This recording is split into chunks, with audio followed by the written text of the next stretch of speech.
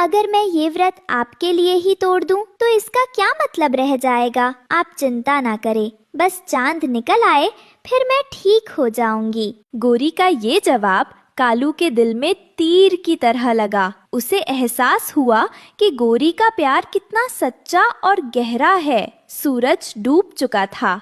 जंगल की सभी पत्नियां अपनी अपनी पूजा की थालियां लेकर पहाड़ी पर इकट्ठा हो गईं, जहां से चांद सबसे साफ दिखता था। उनके चेहरों पर इंतजार की चमक थी। सभी के चेहरों पर चिंता की लकीरें उभर आईं। सस्पेंस का माहौल बन गया। 1 घंटा बीत गया, फिर 2 घंटे। बादल हटने का नाम ही नहीं ले रहे थे। हवा और ठंडी हो गई थी। सभी पत्नियां अब बहुत थक चुकी थीं। उनके पतियों के चेहरे पर भी परेशानी साफ दिख रही थी। अब क्या करें, मुझे तो चक्कर आ रहे हैं। हिम्मत रखो बहन, करवा माता हमारी परीक्षा ले रही हैं। कालू कौवा भी वहाँ मौजूद था। वह अपनी पत्नी गोरी को देख रहा था, जो अब बहुत कमजोर हो चुकी थी। आधी रात होने को आई थी। बादल और भी घने हो गए थे। अब चांद के निकलने की कोई उम्मीद नहीं बची थी। कुछ छोटी चिड़ियां रोने लगी थीं। अब चांद नहीं निकलेगा, हमारा व्रत अधूरा रह जाएगा। नहीं, ऐसा मत कहो, विश्वास रखो।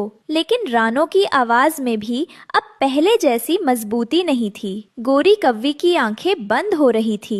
वह लगभग बेहोश होने वाली थी। यह देखकर कालू से अब और बर्दाश्त नहीं हुआ। कालू अपनी जगह से उठा। बस, बहुत हुआ इंतजार। सभी पक्षी उसे हैरानी से देखने लगे। कालू सीधे जंगल के सभी पतियों के पास गया। तोता, कबूतर और बाकी सब। क्या हम सब ऐसे ही अपनी पत्नियों को कमजोर होते हुए देखते रहेंगे? पर हम कर भी क्या सकते हैं कालू? हम बादलों को तो हटा नहीं सकते। सही कहा, हम बादलों को हटा नहीं सकते, लेकिन हम बादलों के पार तो जा सकते हैं। बादलों के पार? तुम्हारा मतलब क्या है? मेरा मतलब है, अगर चांद हम तक नहीं आ सकता तो हम चांद तक जाएंगे। कालू की आंखों में एक पागलपन जैसा जुनून था, लेकिन वो जुनून प्यार से भरा था। शुरू में किसी को भी कालू की बात समझ नहीं आई, लेकिन जब कालू ने अपना पूरा प्लान समझाया तो सभी की आंखों में एक नई चमक आ गई।